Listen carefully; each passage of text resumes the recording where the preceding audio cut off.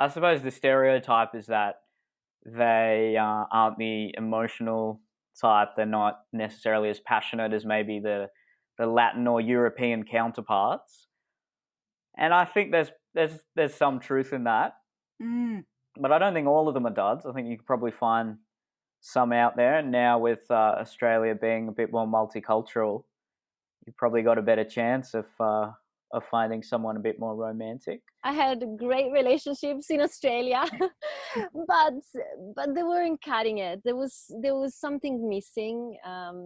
And Aussie guys are lovely guys, but there is something that it was just not for me. I think Australian men missed a little bit the mark there. I really wanted to be wowed.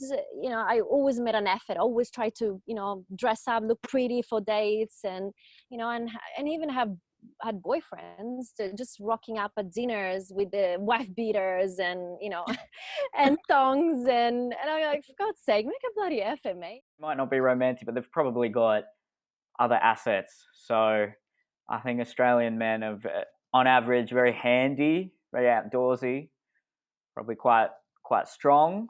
Aussie men are men. Like, there is, of course, this duality of toxic masculinity, but also at the same time, Aussie, I do like the fact in the positive way that they're strong, they're tough. Again, these are big generalizations here.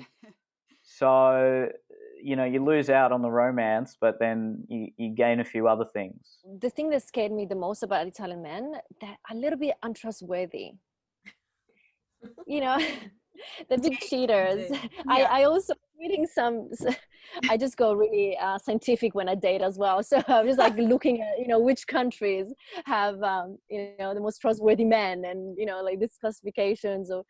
And Italian men are pretty much the top. They win the trophy. So it's so that's definitely something that I was very concerned. They like to joke with their mates. Oh, look at that ass, look at that boobs and things and that.